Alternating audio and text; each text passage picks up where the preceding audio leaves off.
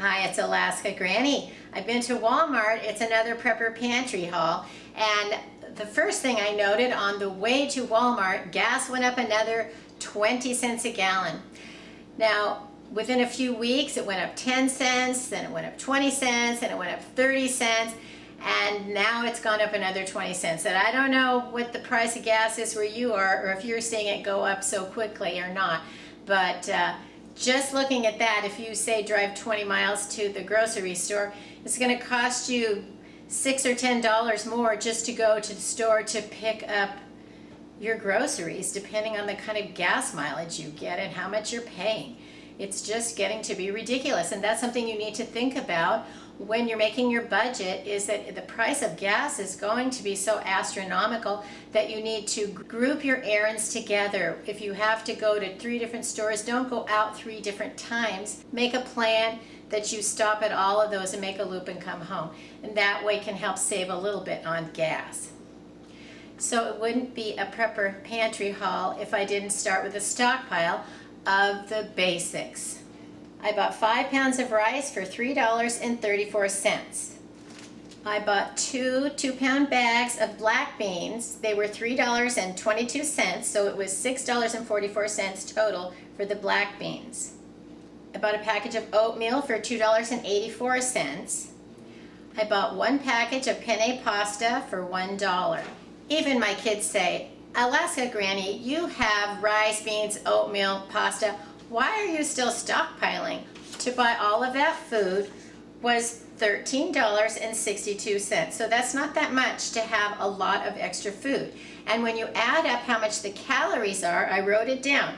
There's 8,000 calories in the rice, 5,200 calories in the beans, 4,500 calories in the oatmeal, and 1,600 calories in the box of pasta. That equals 19,300 calories. So for less than $15, you have a lot of food. And say you wanted to supplement the fresh foods or the foods you have in your freezer in your pantry, then you could use 1,000 calories a day of these foods, and you would have an additional 1,000 calories of food for 20 days.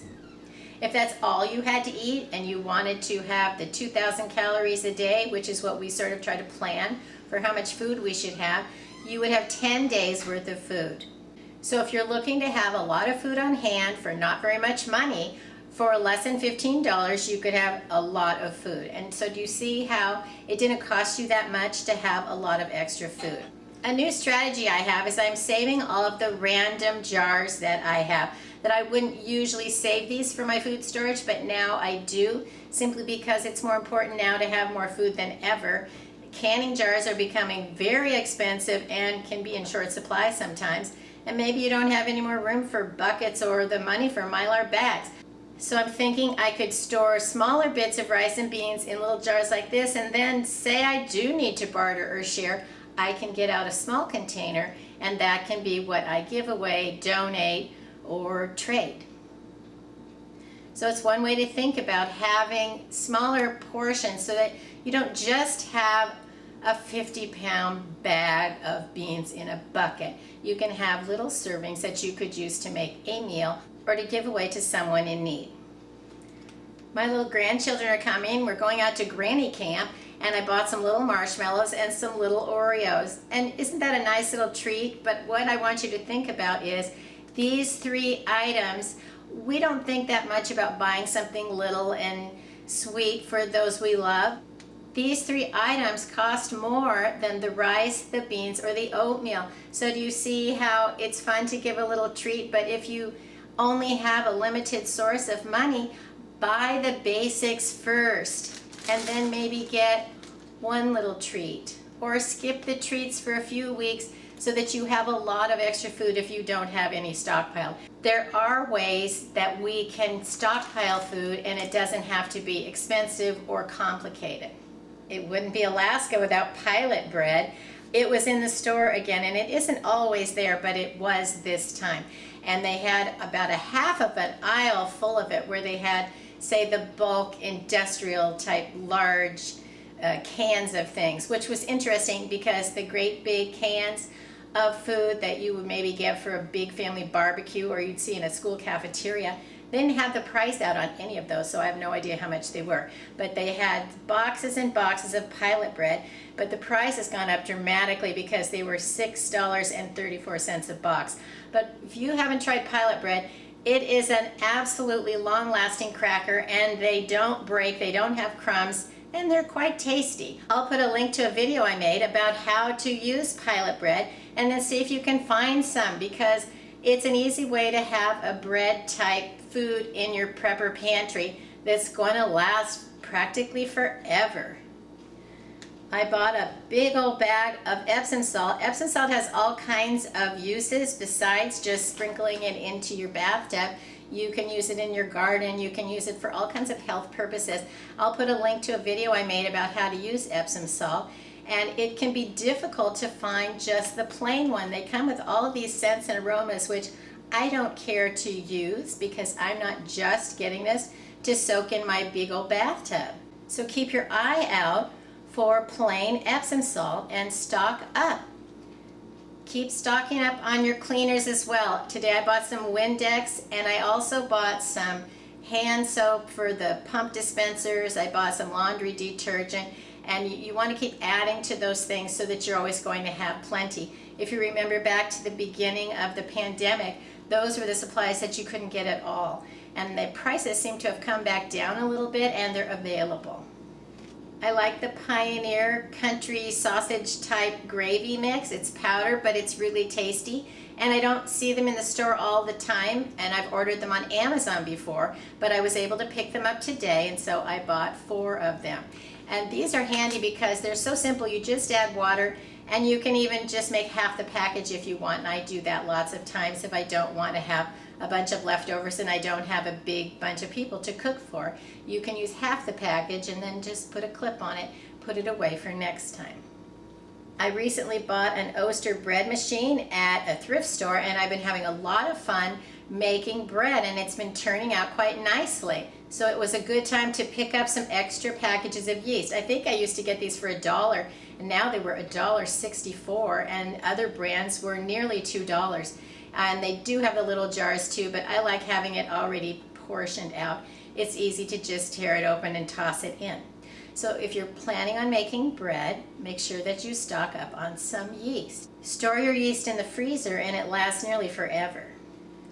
Walmart had spices still for about $1, so I picked up some chili powder, onion powder, garlic powder, and then I bought cinnamon, but it was about $1.28. So none of those are horrifically expensive. I don't cook for a big family anymore, so I want to open up and have fresh spices when I'm preparing them, and then I keep all my extras in a stockpile in a big old tote.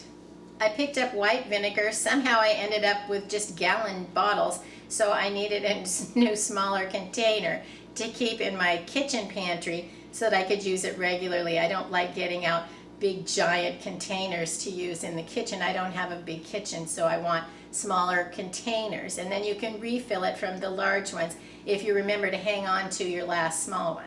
I bought a lot of tuna last week. I bought some sweet pickles to go with it this week. I used a jar of my alfredo to make a sausage alfredo with penne, so I needed the penne that I bought already. I needed to replace the alfredo. That was the first time I tried the Walmart alfredo. I usually buy different brands, but this one was affordable. It was less expensive by a long shot, and because I tried it last time, then I knew that it was delicious, so it was easy to go ahead and buy more of it this time. One strategy to have cheese in your prepper pantry is to have the shakeable dry cheese in the little canisters that are like sprinkle over pasta. They're not my favorite cheese, but it's certainly a nice way to have cheese. And I opened up one from my pantry, so I needed to replace that, and it was actually had expired in 2020, but I usually store these in the refrigerator even before I open them, and I have found that they last far longer than the date on the package. So don't be afraid to try foods that the date is expired, because it's a best by date, not a it's spoiled after date. Some foods, yes, they will be spoiled, but not all. So always go ahead, check over the container. Does it look like it's okay? Is anything spurting or looks weird? anything smell bad or off color. If it looks bad or smells bad or you're suspicious, go ahead and throw it out. Don't be afraid to check it out before you throw it out because it might still be fine to use. I bought another cooking spray. I like to use these. I know some people don't, but I do. When I'm in the lower 48, you can find boxes of scalloped potatoes at the Dollar Tree, which, you know, they're $1, now they're $1.25, and they're very tasty. But when I went to Cars, which is our Safeway, it was $4 something. So when I found these at Walmart and they were still $1 something or other, I went ahead and picked one up to try it. And hopefully it's going to be just as good as the others. I have potatoes growing in my garden, but they're not going to be ready for a while. So of course, scalloped potatoes made from fresh potatoes is always going to be probably more delicious. But these are nice because you can take them right out of the box, put it into a clean jar, put on the lid, and that'll keep it airtight, not in the box. And then it's going to last far longer in your prepper pantry. Next, I bought an assortment of canned foods. Some of them are to replace ones that I've been using. And one of the things I wanted to buy was gravy, and I'd never seen pork gravy before. And at the beginning of the pandemic, I was looking for things, if you couldn't get meat, things that would have meat flavors. And so I was buying gravy. So I have golden pork gravy, chicken gravy, and country sausage gravy. This makes a nice variety, like you've had different kind of meats if you can't get the meat that you want. I bought some more little cans of chicken. When I bought them at Cars the other day, they were very expensive, and these were still less than $2.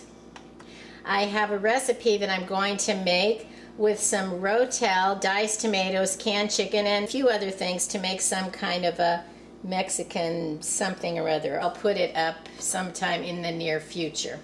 I bought some more of the luncheon meat. They only had about 4 of these, and 2 of them were dented here along the rim. So you want to look them over. The cans, I think, number 1, are not made as sturdy as they used to be.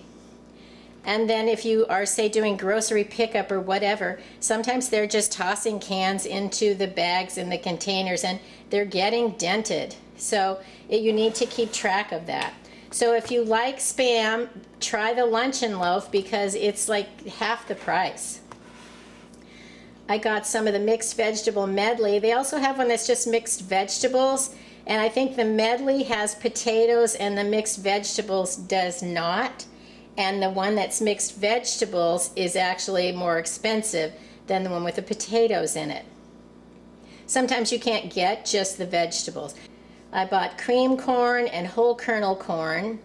I'm going to try the Great Value chili simply because it was so much less expensive. Chili is like $2 a can now, and these were still less. So I thought it's time to try the Great Value.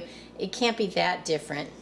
I bought 2 cans of the Rosarita refried beans and a big can of the Bush's baked beans. It was $3, and guess what? The small cans were also $3, so I guess I'll buy the bigger can. I was wanting to have a smaller can because I don't like to have a whole bunch of leftover stuff. I don't cook for a big family very often anymore, and so it's easier for me to have smaller packages. But if you can't get it, buy the bigger one and try to use it up. You just have to try to experiment and use it for different things. Always be adding to your prepper pantry stockpile. Rotate your food. Your pantry should be a working pantry, and you should be working your way through those foods, using them, rotating them, and replacing them. And that's the whole idea and the strategy of how you become a successful prepper, because you're stockpiling things you use. If you're not using the foods that you're buying, then why are you buying them? You need to think about what you're buying, how you plan to use it, and don't just stock random things because it's on somebody else's suggested list. Buy the food that works for you. Your prepper pantry puzzle is putting the pieces together of the foods that you want to make meals with your family. If you enjoyed my video, I hope you'll share it with someone else you think might like it. Please subscribe to the Alaska Granny channel.